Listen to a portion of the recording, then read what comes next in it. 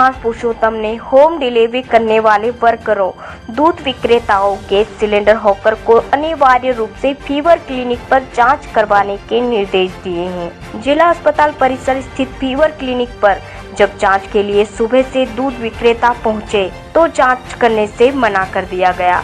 बताया गया जिसका ऑक्सीजन कम होगा उसी की जांच होगी। अब सवाल तो यह है कि आखिर ऑक्सीजन की जांच करेगा कौन।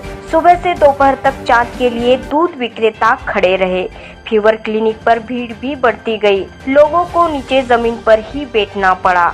जांच की बात को लेकर विवाद भी होता रहा, लेकिन किसी भी जिम्मेदार ने कोई संतुष्टिपूर्ण जवाब नहीं दिया। बताया जाता है कि यहाँ बनाई गई पंजीयन रसीद के प्रत्येक व्यक्ति से 10 रुपए लिए गए, लेकिन कुछ रसीदों पर एंट्री हुई, कुछ पर शुल्क का कोई उल्लेख तक नहीं किया गया। दूध विक्रेताओं ने AN टाइम्स को बताया।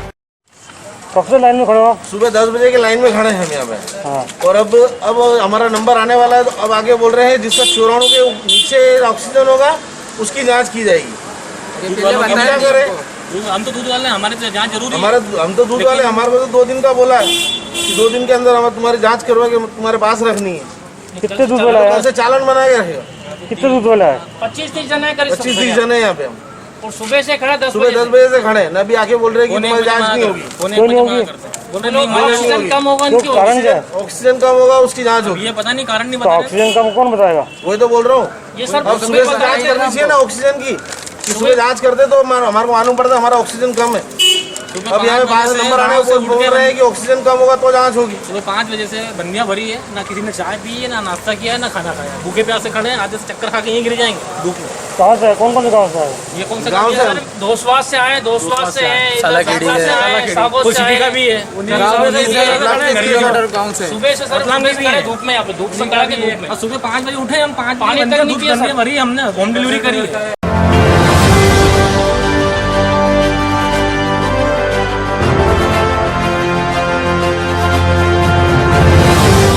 कोरोना काल के लॉकडाउन के साथ दूसरी मर्तबा इस्लाम धर्मावलंबियों ने ईद उल फितर मनाया। शहर की मस्जिदों में सन्नाटा पसरा रहा। मीठी ईद पर लॉकडाउन के कारण सभी आयोजन घरों पर हुए और सोशल मीडिया के माध्यम से ही ईद की मुबारकबाद दी गई। चीफ काजी सैयद आसिफ अली काजी ने ईद की मुबारकबाद देते हुए घरों पर ही ईद मनाने, गले नहीं मिलने, सोशल डिस्टेंसिंग रखने और कोरोना के खात्मे की दुआ मांगने का पैगाम दिया। चीफ काजी ने कहा,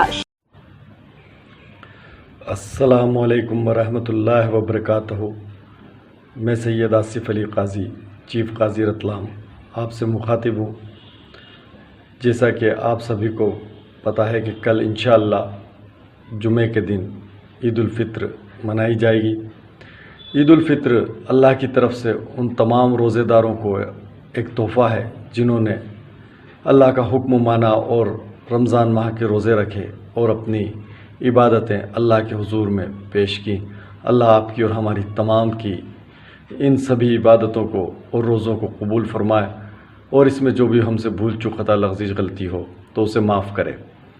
जैसा कि आपको पता है कि कोरोना के चलते अभी हालात ख़राब चल रहे हैं और मुल्क में लॉकडाउन लगा हुआ है और लॉकडाउन के चलते ईद की नमाज़ें ईदगाहों में नहीं हो पा रही हैं।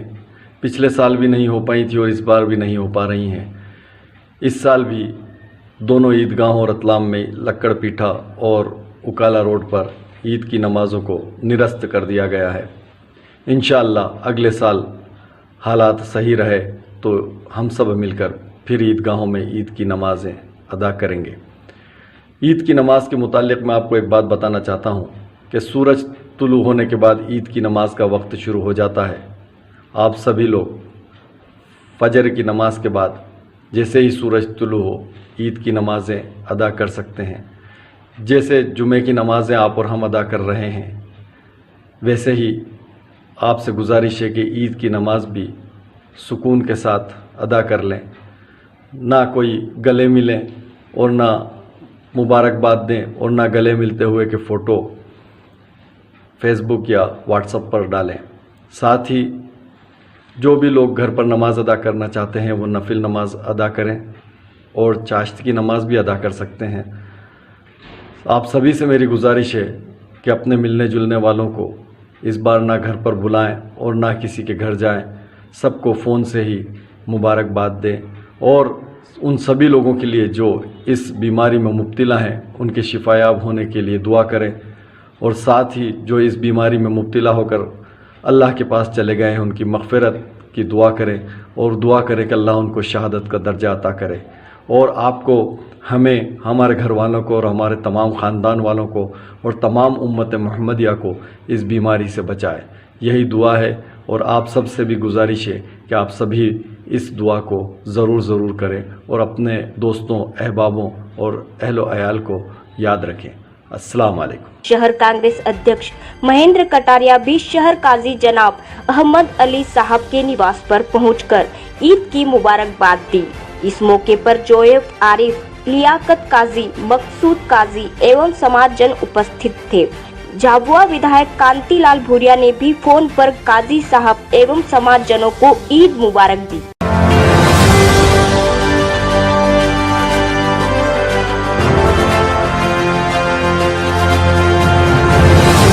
कोरोना जिला प्रभारी मंत्री बनने के बाद पहली बार रतलाम आए उच्च शिक्षा मंत्री मोहन यादव ने कोरोना संक्रमण की समीक्षा करते हुए अधिकारियों के साथ बैठक की। बैठक में मंत्री यादव ने निर्देश दिए कि ग्रामीण क्षेत्रों में प्रमुख शासकीय अस्पतालों में भी ऑक्सीजन बेड पर्याप्त संख्या में उपलब्ध कराए जाएं। आवश्यकता पड़ने पर छोटे कोविड केयर सेंटर की भी वृद्धि की जाएगी। साथ ही पर्याप्त मेडिकल स्टाफ रखा जाएगा। मेडिकल कॉलेज में आने वाला हर मरीज उपचार प्राप्त करे, निराश वापस नहीं लौटे। मेडिकल कॉलेज में 150 से 200 की संख्या में ऑक्सीजन बेड की वृद्धि की जाए। बैठक में विधायक डॉक्टर राजेंद्र पांडे, विधायक रतलाम ग्रामीण दिलीप मकवाना, कलेक्टर कुमार पुरुषोत्तम, एसपी गौरव तिवारी, सीईओ जिला पंचायत मीनाक्षी सिंह आदि उपस्थित थे। बैठक में विधायक डॉक्टर पांडे ने कहा कि मेडिकल कॉलेज सहित आलोट, ताल, पिपलोदा आदि स्थानों में पर्याप्त संख्या में ऑक्सीजन बेड व आवश्यक मेडिकल स्टाफ तैनात किया जाए। इस पर मंत्री डॉक्टर यादव ने स्वीकृति देते हुए आवश्यक निर्देश दिए। कलेक्टर ने बताया कि जिले के उप स्वास्थ्य केंद्रों पर ऑक्सीजन बेड के लिए ऑक्सीजन लाइनें बिछाई जा रही है। मंत्री डॉक्टर यादव ने कहा कि स्थानीय उपलब्धता के अलावा उज्जैन, नागदा इत्यादि स्थानों से भी पर्याप्त संख्या में ऑक्सीजन सिलेंडर मंगवाए जाएंगे। मेडिकल कॉलेज में स्टाफ की पूर्ति के लिए आयुष चिकित्सक मेडिकल कॉलेज स्टूडेंट तथा नर्सिंग स्टूडेंट की सेवाएं ली जाए। इसके लिए उन्हें मानदेय भी प्रदान किया जाएगा। उच्च शिक्षा मंत्री डॉक्टर मोहन यादव के अध्यक्षता में गुरुवार को कलेक्टोरेट सभा कक्ष में जिला संकट प्रबंधन समूह की बैठक भी हुई।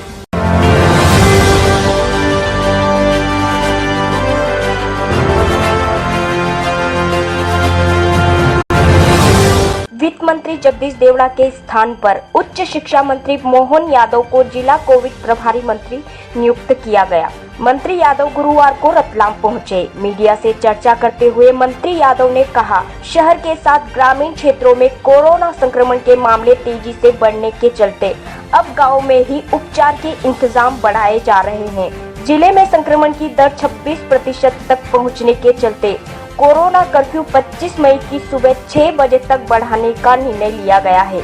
जिला प्रभारी मंत्री मोहन यादव ने कहा, कोरोना काल में जिसके पास पात्रता पर्ची नहीं है उसे भी घोषणा पत्र देने पर राज्य सरकार और केंद्र सरकार की तरफ से राशन दिया जा रहा है। उन्होंने कोरोना संक्रमण की चेन तोड़ने के लिए नागरिकों से अपील करते हुए कहा कि बीमारी को छिपाए नहीं, बीमारी बताने पर उपचार मिलेगा। इसका लाभ दिलवाएं।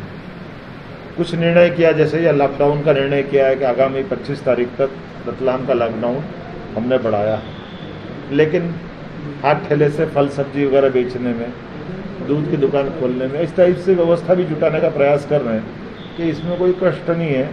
लेकिन ये बात सही कि ये मरीज संक्रमित होने से ही बढ़ते हैं। ये बीमारी का दुनिया भर में सीधे कांटेक्ट से ही इसको जहाँ भी मिलती बढ़ावा मिलता है। ऐसे में चूँकि रतलाम ये सबसे ज़्यादा एक तरह से ज्वलनशील स्थिति में है, तो उम्मीद कर रहे हैं कि हम इसमें से इसी तरह से रास्ता निकालते जाएंगे, क्योंकि माननीय मुख्यमंत्री जी के निर्देश है कि जो जिले 5% से कम में आएंगे पॉजिटिविटी की दर के हिसाब से, वो क्रमशः उसको भी वैज्ञानिक तरीके से खोलने की परमिशन देंगे। अभी हमारे लिए अभी इससे हम बहुत आगे हैं, इसलिए हमको लॉकडाउन तो हमको रखना पड़ेगा।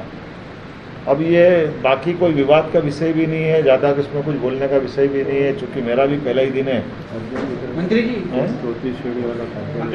लेकिन इस विषय में नहीं, ऐसा नहीं, गलत जानकारी है।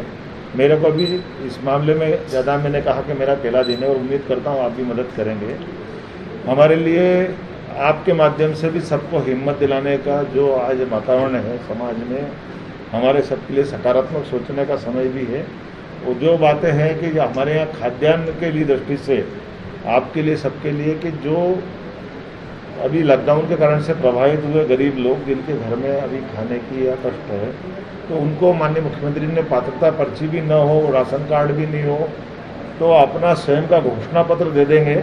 उस आधार पर उसको 3 माह का राशन मध्य प्रदेश सरकार का और 2 माह का राशन माननीय प्रधानमंत्री का, ये सारा किट उसमें किराना दुकान से, उसकी कंट्रोल की दुकान से मिलने वाले हैं। उसकी 34 प्रकार की श्रेणियाँ, तो वो कामकाजी महिला होंगी, रेहड़ी वाला होगा, दिहाड़ी मजदूर होगा, ऑटो रिक्शा चालक होगा, हाथ ठेले वाला होगा, या सामाजिक पेंशन होने वाला, प्रदेश का जिले का जो नीडी पर्सन है।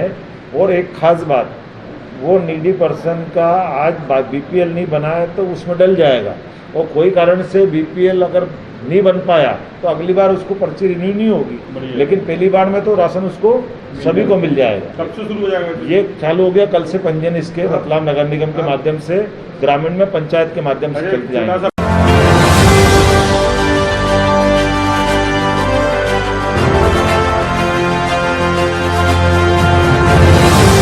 कोरोना वायरस शहर की बजाय अब कॉलोनियों और ग्रामीण क्षेत्रों में अपने पांव पसार रहा है। इसका प्रमाण ही 4 दिन में शहर में बने 41 कंटेनमेंट एरिया, इनमें से 62% कॉलोनियों में भी बने हैं। यह बताता है कि रहवासी बाजार इलाकों में संक्रमण का असर ज्यादा नहीं है। इसके चलते आशा और आंगनबाड़ी कार्यकर्ताओं को घर घर सर्वे के लिए मैदान में उतारा गया है। 3 दिन में 49 वार्ड में अब तक 190 से ज्यादा सर्दी, खांसी, जुकाम और बुखार से बीमार सामने आ चुके हैं। इलाज के लिए इन्हें तत्काल दवाइयां दे दी गई है ताकि मर्ज कोरोना में तब्दील न हो, सार्वजनिक स्थानों पर भीड़ नहीं हो और लॉकडाउन का पालन हो सके।